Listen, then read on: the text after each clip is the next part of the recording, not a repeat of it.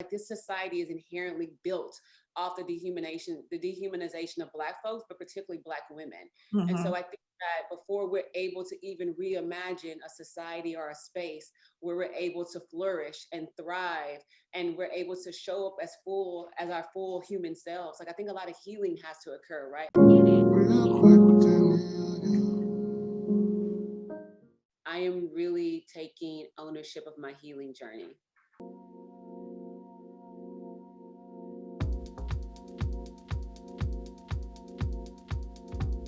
I feel that like I have been on this healing journey for the past year and a half now. Mhm. And so if I'm to describe myself, it would be a rebirth. I truly feel like I'm entering my rebirth, and it feels so freeing and liberating and beautiful and tender and soft all at the same time. And so that's how I would describe myself. Rebirth. I love that. So, I mean, what have you been reborn from? And is that like a constant thing that you're allowing for? Yeah, I would say that I've been reborn from the ways that I've been taught to shrink myself, right? And like this documentary for me was the entry point to that. Because as I started to study the history of like the Black woman's experience in America, a lot of it resonated with me so deeply. And it just became so clear to me how we have been so conditioned to shrink ourselves to fit this narrative that is not a one size fit all, right? And it made me realize that all the things that we've been taught to be true are not immutable truth, right? And like all these things can Right. be questioned. And that, we can give ourselves a grace and permission to be fluid in life, right? To like be able to change our minds and our opinions, and to grow and backpedal and then grow again. And that life is meant to be just experienced in whatever way you see fit, right? And so for me, I would say that I've been reborn from this idea that I had to shrink myself in order to be digestible. Mm. Well, as a Black woman, we do all know that tale, and even now, like the craziness of, or I guess perceived craziness around the royal situation that's happening with Meghan Markle, but also knowing her as a woman who is biracial, and knowing and seeing her as a woman who is light and palatable for not only American standards, but across the pond. That's a lot of the discussion that has happened around her and being in this royal family is like, well, she fits a certain thing that's like, oh, if she's gonna be Black, at least at least she looks like that. um Yeah. yeah, so I'm curious about the idea of even watching that, in you being a woman who has experienced this yourself and shrinking yourself, and watching someone like Meghan Markle shrinking herself. Is there ever a space that a Black woman is in where she won't have to do that, in your opinion? Um, I think we get to that space by healing first and foremost, right? I think a lot of healing has to occur, right? Like we're trying to reckon with over centuries of dehumanization, right? Like this society is inherently built off the dehumanization of Black folks, but particularly Black women. And Mm-hmm. so I think that before we're able to even reimagine a society or a space where we're able to flourish and thrive, and we're able to show up as full as our full human selves, like I think a lot of healing has to occur, right? Like there has to be a reckoning where we are confronting all the things that we've been put up against, or all the things that's been oppressing us, right? And I think until that happens, it's hard to hold anybody accountable, right? And it's hard for anybody to Yeah. fully show up as themselves until that healing happens, right? So like, for example, like with the whole Meghan Markle situation, like she's dealing with like centuries of racism, right? Like it's not going to change in one conversation with that family, right? Like because at the Right. end of the day, what we're up against is an ideology, right? We're not up against like a physical individual. Like these institutions and these systems that are keeping us oppressed are literally built off of ideologies of white supremacy, right? And patriarchal rule. And so I think until we're able to address that and heal from that, we will always have to unfortunately show up in spaces where we're fighting against the dehumanization and us knowing that we're fully human. Mm. Yeah, it's just one of those battles that feels like just never ending, like, but we still move forward with so many different ways of evening the playing field, and making ourselves heard and seen, a la Stacey Abrams and the Kamalovs of the world. And we are making movements, but it's still tough to not be, to your point of your documentary, invisible inside of all of that still. Yeah. So like how does a Black woman, how are we supposed to like navigate still feeling invisible even in visibility? Yeah. I mean, I think a lot of it has to do with community too, right? Like knowing that, like at the end of the day, like we cannot do this alone, right? This society is really built off this idea of an individualistic pursuit, right? And I think that what we're experiencing now, which, if anything, is to come out of this moment of the pandemic, that's beautiful. It's this idea of the collective, right? It's this idea of like centering the we and not just the me, right? Like this idea of like see mutual aids popping up everywhere. You see folks like really looking out for each other. And I Yeah. think one way that we combat this idea of feeling invisible is like we consistently build on the collective, right? And then when you do that, I think you start to cultivate spaces that mirrors who you are, right? Because like at the end of the day, like not all representation, like representation doesn't equal liberation, right? Like we can have Kamala Harris as a VP, and I think that's all great and that's fine. But once again, like it's up against the system, right? We're up against the system and an ideology. So having her there doesn't mean that like all the glass ceilings are broken, right? It doesn't mean that we're all of a sudden gonna have equality and police ain't gonna be killing us on the street, right? Like at the Right. end of the day, I think that, yeah, like it's great to have representation. It's great to see yourself, but I think that the way that you affect change is on a grassroots level, right? And it's by building community and collective power. Mm-hmm. That's some Audre Lorde right there, right? Like it is so about the community. It is so about the community. And I think that like what I love in seeing Invisible Portraits is like it just speaks to a lot of different versions of Black womanhood, and listening to those stories and those moments, in those times where Black women have shown up, and how we are perceived, and how the world, maybe embraces or doesn't embrace us. So I mean, besides your obvious, endearment toward your own demographic, what is the thing that made you want to say, like, these are the stories that I need to share and showcase? It was really about it really became clear what stories I wanted to showcase when I was in the research and development phase. Because like as I was researching and just reading about the slave narratives of like, 9-year-old girls being raped and being forced to have babies, and like reading Mhm. about like the medical apartheid that's placed on Black women's bodies, and just really like immersing myself in the history. What became so clear to me is the things that we're often taught is revisionist history. And so for me, I just really wanted to cultivate something that serves as an entry point, because at the end of the day, this documentary isn't the end all be all, right? There's so much more to the Black woman's experience, right? There's a trans woman's experience, like there's a non-binary, right? There's a queer, like there's just so Yeah. much more that I want to and need to explore, that I just really wanted this documentary to serve as an entry point. And for me, the way to do that was, talking about the stereotypes, right? That affect all of us, whether we're cis or trans, right? Talking about this idea of how faith keeps us going, whether we're cis, trans, queer.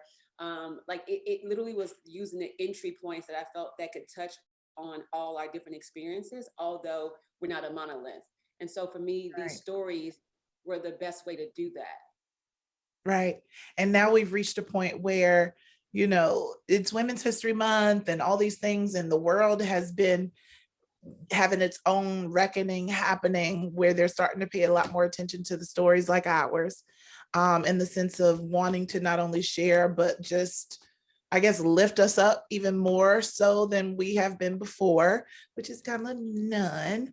Um, so we are seeing your documentary get picked up by the likes of OWN, and we are seeing your story in different media outlets being told. But why do you think now is the time that people are starting to tap in and pay attention to us?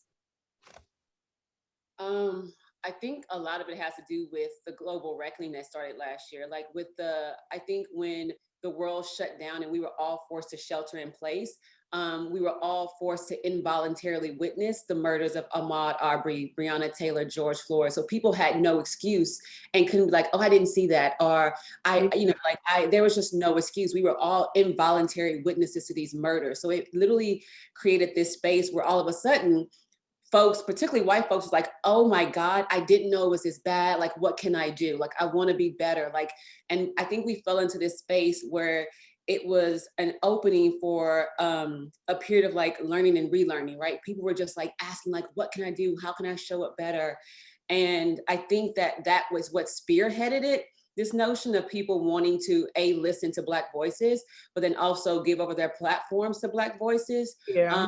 We've also seen how that's kind of died down, right? And it really showed that, like, in order for us to really be seen and for them to really advocate for us, it takes you doing the internal work, right? Because when you don't do that, it's performative allyship, which is what we've seen. Like, you can post Black squares all day long, and then a few months later, when it's no longer trendy, you're not talking about it, right? You're not in the streets, right? You're not figuring out ways to give over your platform and donate. And so, yeah, it's all great that we had a few seconds of them wanting to uplift our voices, but what we've Right. also are being shown is that that's not sustainable because they're not doing the internal work, right? It goes back to what like Gil Scott-Heron said, where he said the revolution won't be televised. And we all know that he meant that it has to be an internal revolution before you can see it externally. Right, right. And so here we are facing that as it stands now. So what does that mean for you, OG, and your art? Like, where does it go now? For me, it just goes, I continue to tell these stories, right? Like, I continue to find ways to share our stories and tell our stories in a way that not only impacts us, but then hopefully inspires other folks to change. But at the end of the day, I'm not creating for the white gaze, as Toni Morrison would say. Like, I'm really creating my art to inspire us and to rehumanize us, for us to remember our power, right? Because I think that's where the power lies. It lies in us remembering our innate worth and us remembering that we don't have to subscribe to these social constructs because they're not immutable truths. Like, we can literally dismantle these systems once we're empowered to know that we have the power to do so. Like, look how we all flipped Georgia, right? Like, look at all the greatness that has come from what we label as everyday folks, right? Like, literally changing the system and changing the game. And so for me, my work continues, that I continue to create art, whether it's through the medium of filmmaking, writing a book, like whatever it is, I continue to create art to remind us that we're fully human. And at the end of the day, we have our innate power to create change. So that's where my work goes. And if it affects Right. Black folks after that, then great. But at the end of the day, I'm trying to empower and remind Black folks in particular and the BIPOC community that we have the power to change this. Mm-hmm. Now, what about your own self and around your own invisibility? Like, can you tell me about a time where you've had to, I don't want to say fight against it, but recognize it, confront your own invisibility? Yeah, I mean, all in my childhood, I had to do it. I mean, especially being a dark-skinned Nigerian girl growing up in Houston, Texas. Like, Mhm. I mean, I dealt with all kind of invisibility, right? Like, not only just from like white folks and but also from people within the Black community, right? Because like at that time, like being African was not popular, right? Like, I got Right. teased, I got bullied, I got beat up, right? Like, I got treated in very, very poor conditions because of who I was. And so it taught me to shrink myself. Like, it taught me to make myself invisible. And like, as I got older, I would do that. Like, I will assimilate into the background so that like people wouldn't pick on me. So like, when I got into this industry, it was a lot of that too, right? It was like, oh, but at the time I was also bald head at the time. I just grew my hair out, 12 weeks ago, but I Oh, had been bald for 9 years yeah. prior to that. And so, it was a lot of like, people would be like, oh, like, I love your look, but it's very aggressive. So then it would make me doubt myself and be like, oh, okay, well, let me just shrink and like not make myself seen and known. But like I said, in making this documentary, it gave me space and permission to show up as my full unapologetic self. And now I'm like, either you can take this shine or you can move around. because I'm not Good. shrinking anymore. Like I'm not Love that. refuse to shrink. Mm, But I've dealt with that quite a bit in my life. The idea of being invisible or feeling like I had to be invisible in order to be seen, like, which is ironic because it's like I had to be invisible because like that's how I thought I had to be seen. Because whenever I showed up as my full self, it was too much. right, right. Always learning to edit down or to, like you said, dim your shine and things like that. But I mean, to your point, I think you made a point earlier around the community and talking about the things that you can do on that level, right? And a lot of Black women are very used to stepping up and creating action on a local or smaller level, as opposed and also larger levels, but like just showing how possible it is to make a change.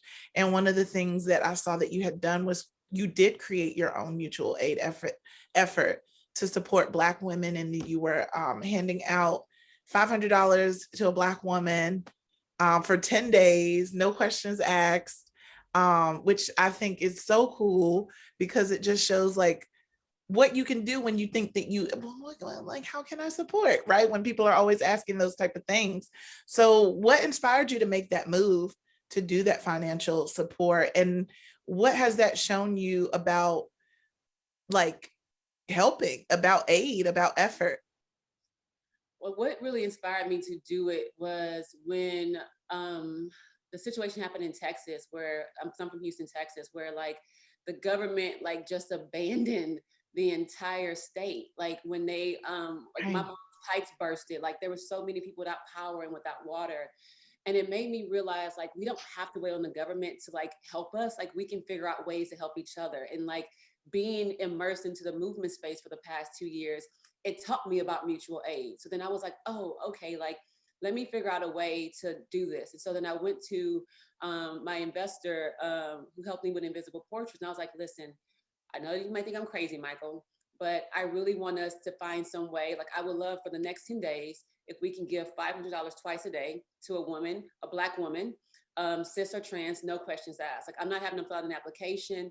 I Right. don't want it Tell to be, that I don't want story. guilt and shame to be associated to it. Like, if you need it and we got it, we're going to give it to you. And he was like, absolutely, I'm in. And that's what we did, you know? Like, so Yeah.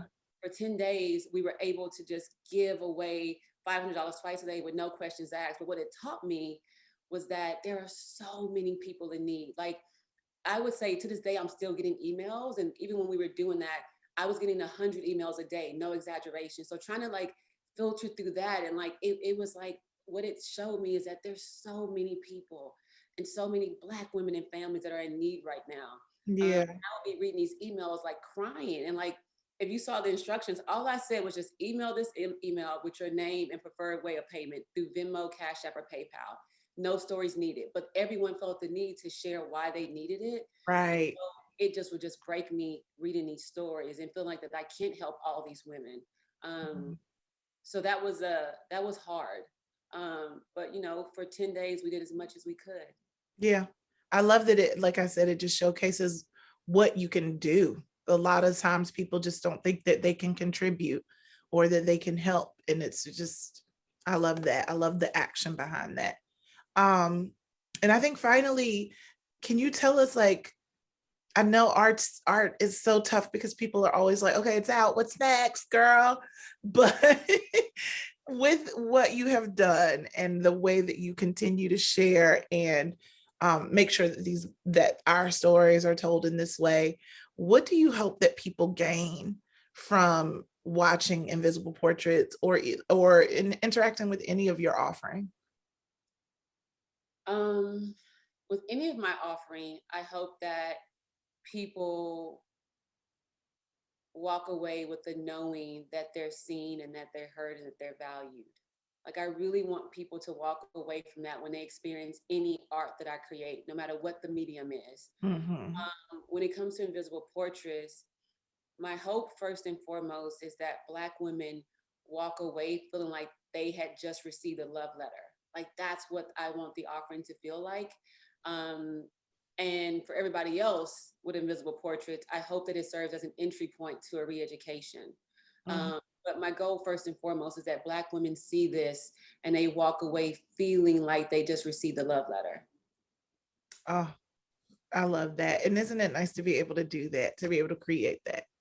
It's such an honor. So thank you for cultivating space for us to be in communion. It means a lot to me. I always tell my team too, especially when there's Black women involved, I'm like, yes, please, always just say yes. I So love it. thank you so much. Thank you so much for taking the time, for being flexible, and for letting this happen, because I really think that this is Black women, Blackness, but specifically Black women is something that I have always been like, I am going to work in that space. I don't know what it looks like, but I'm always going to be here for Black women. So I just love when I'm seeing that out in the world as well. Real quick with that,